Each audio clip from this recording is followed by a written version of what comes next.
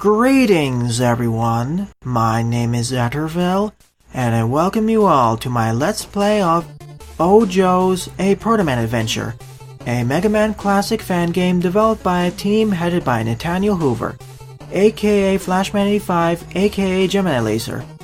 I've been meaning to Let's Play this game ever since it was released originally back on April 7th of 2018, but for various reasons the Let's Play got delayed several times.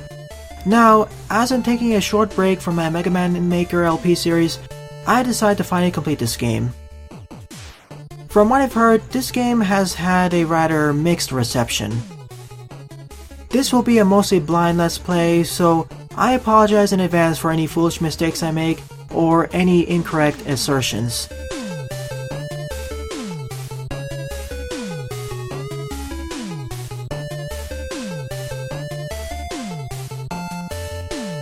So as you can see over here, there are two main impetuses of this game. The first one being showcasing how the Sniper JOES can be used in a better variety of situations, instead of the usual ones that are repeated in several fan games, fan levels, and even the classic series. The second one being is that random special Sniper JOES stole Proto Man's shield, so we gotta get it back.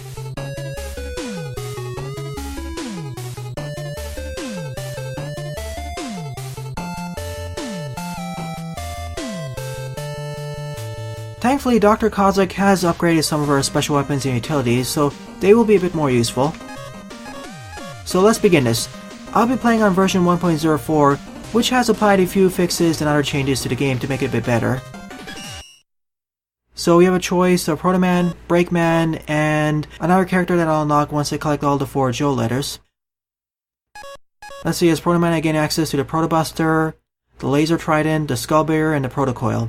As Brakeman I gain access to the Quick Arrow, or is it? I don't recognize that. Some shield, and item 2. However, I have a lower shot limit, so let me play as Proto Man first. I already know in advance that I will need to play through this game several times in order to go through all the level paths. We even have 4 charge sound effects.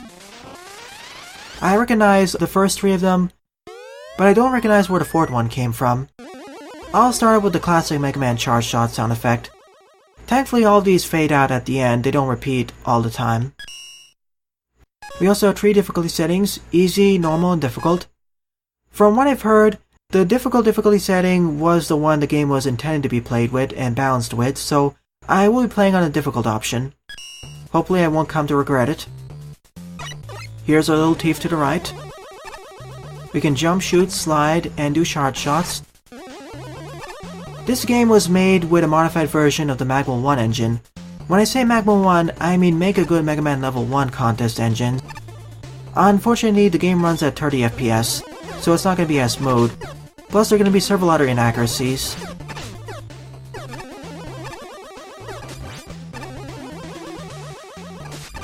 So the first Sniper JOE that we're introduced to is the Sniper JOES from Mega Man 1.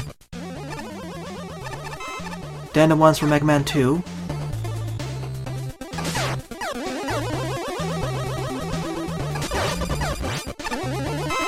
Both of them take 10 regular shots to destroy.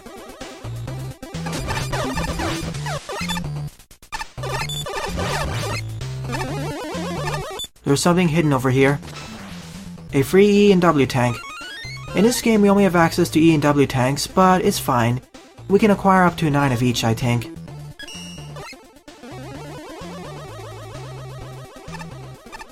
Next up are the Hammer JOES from Mega Man 3.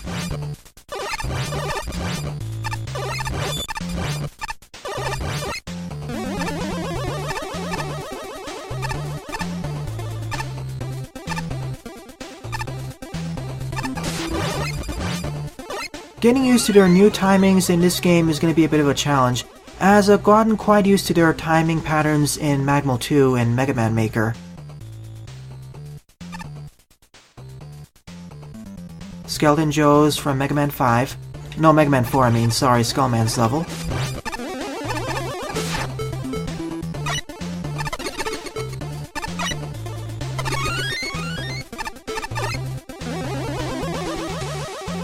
Next up are the Crystal JOES from Mega Man 5.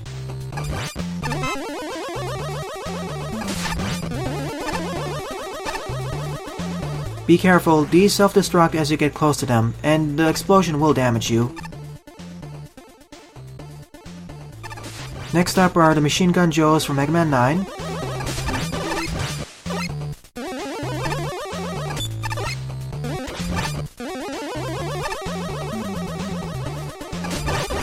And of course the ride armors from Mega Man 2.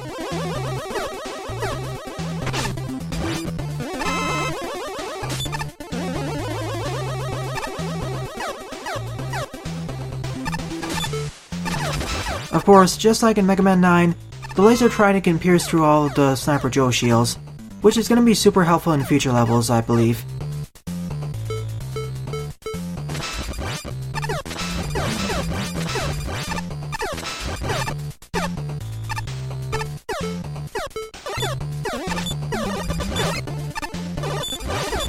And unlike Mega Man Maker, the 3-shot limit on screen is respected over here.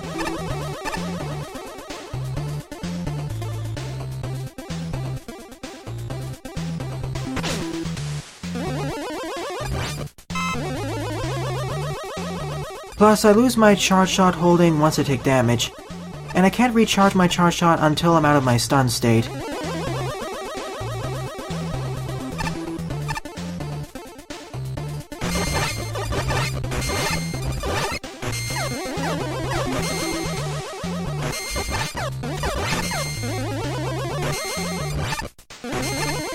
So that's stage number 1 done, pretty easy. Every stage will have a Joe letter associated with it. In this case, J for stage 1.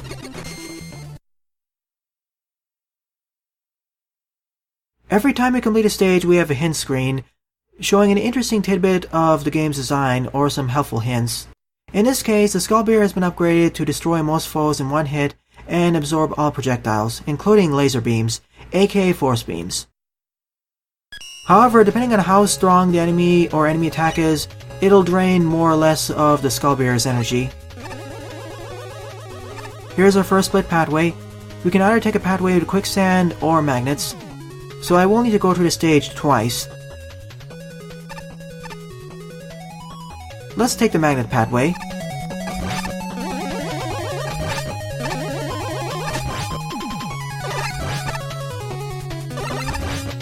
Hammer Joes take 8 shots to destroy.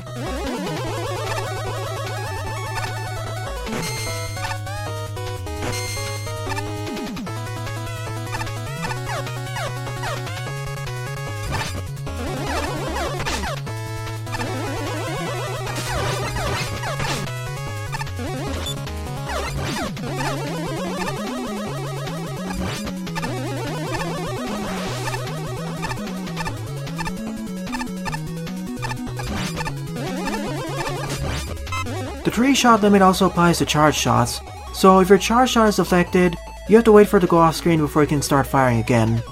That can cause some problems with a lot of shielded enemies, aka this game in its entirety. After all, the main objective of this game is to showcase how Sniper Joes can be used in more interesting configurations, meaning that all of the enemies in this game will be Sniper Joes only. No Metars, Picketman, or any other enemies.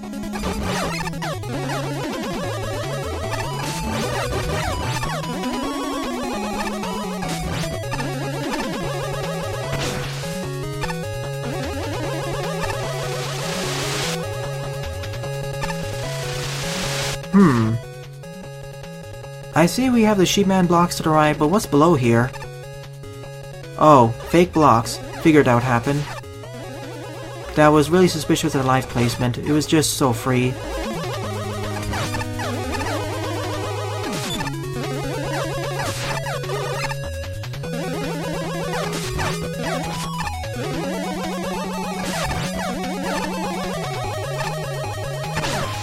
Of course there was a Joe canister there.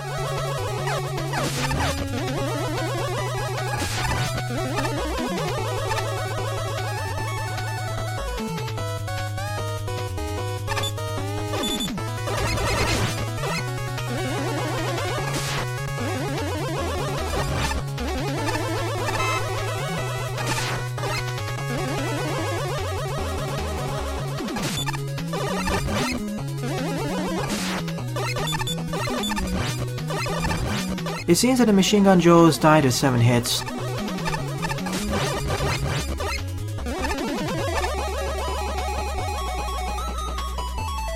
And of course, the Crystal JOES are the weakest ones, dying to 3 or 5 hits.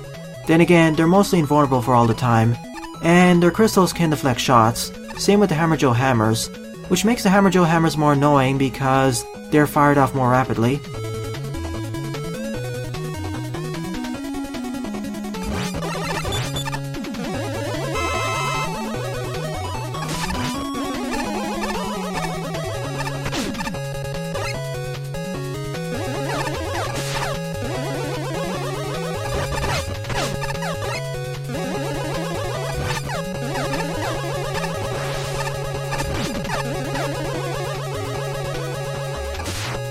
Oh, darn, I can't reach it without having Breakman because I need item 2 to slide in. I'm not using my weapons that much, so I'll take the E-Tank instead. I get the feeling I'll need that a lot more. Of course, if I was fast enough, I could have also acquired the W-Tank there. Ladders or water? Let's take the water segment first. When I come back to the stage as Breakman, I'll take the upper segment.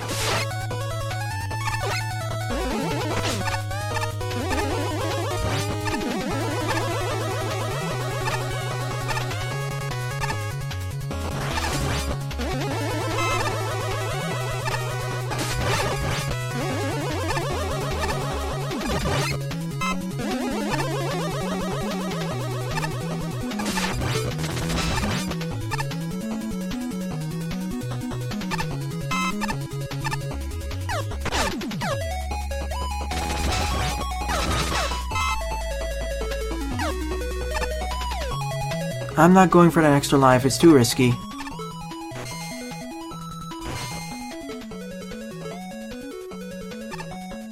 Guess the Skullbearer only insta-gives most enemies, not all of them.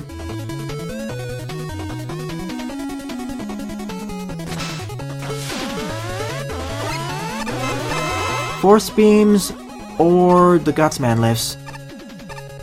Let's do Force Beams, at least those are more consistent.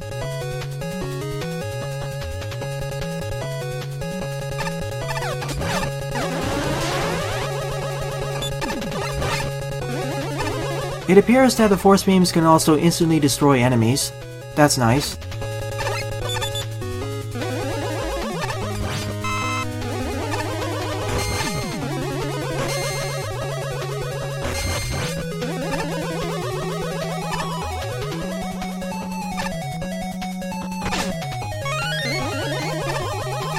I was half expecting that to be a trap, with the yellow Force Beam being reactivated, because in this game the yellow Force Beams are instant net.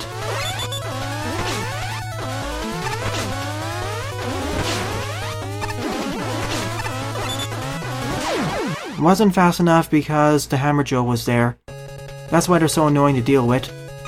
I'll use the Laser Trident instead next time.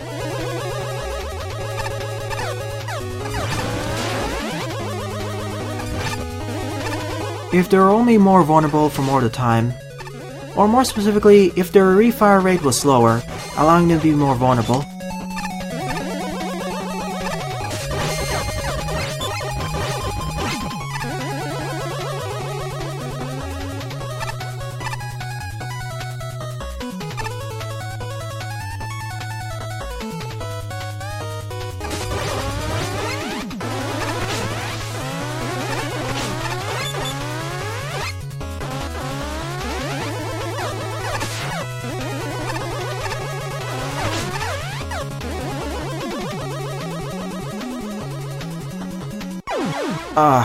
I have to be faster it seems. I was hoping to sneak through, but I couldn't.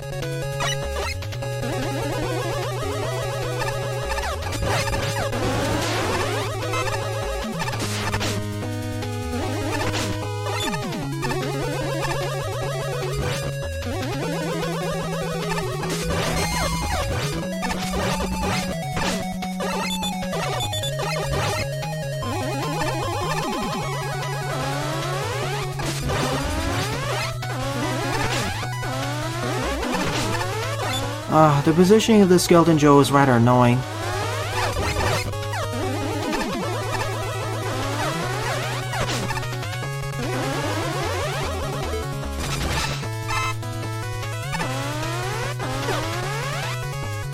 We finally made it after 2 deaths. Let's see, junk blocks or ice blocks? Let's do junk blocks. At least every segment's gimmick is introduced first in a safe enough environment and then in a more dangerous one, so it follows good level design tenets. And all of the Sniper Joe types were introduced in the first stage.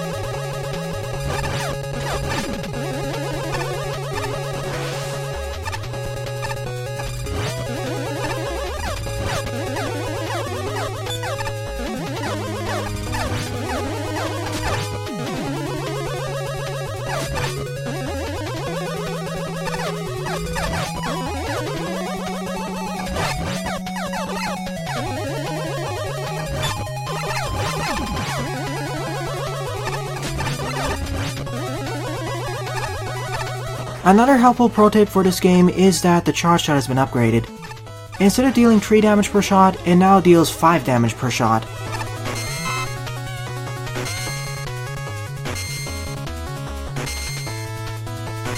Come on, go this way, please.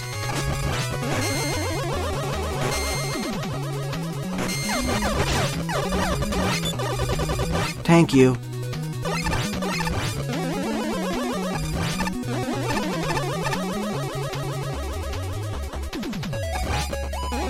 Whoops, didn't mean to do that. And there's no way to backtrack either, so... Guess I'm getting the W tank then.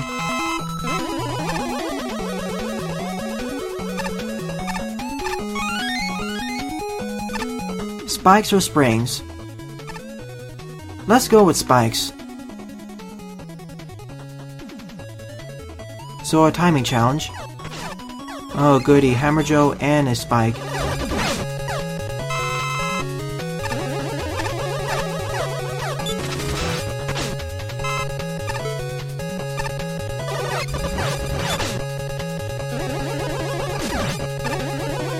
These are the Needleman spikes from Needleman stage in Mega Man 3.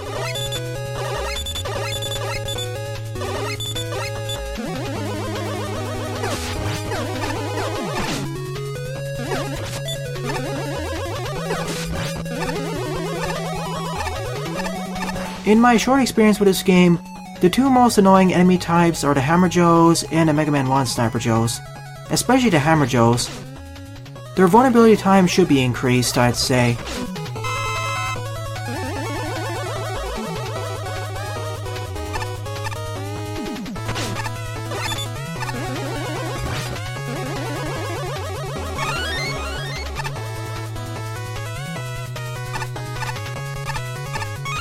I see you to the left.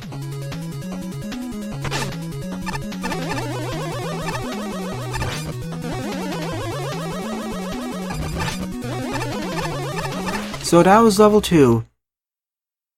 Certainly a step up in difficulty in comparison with level 1.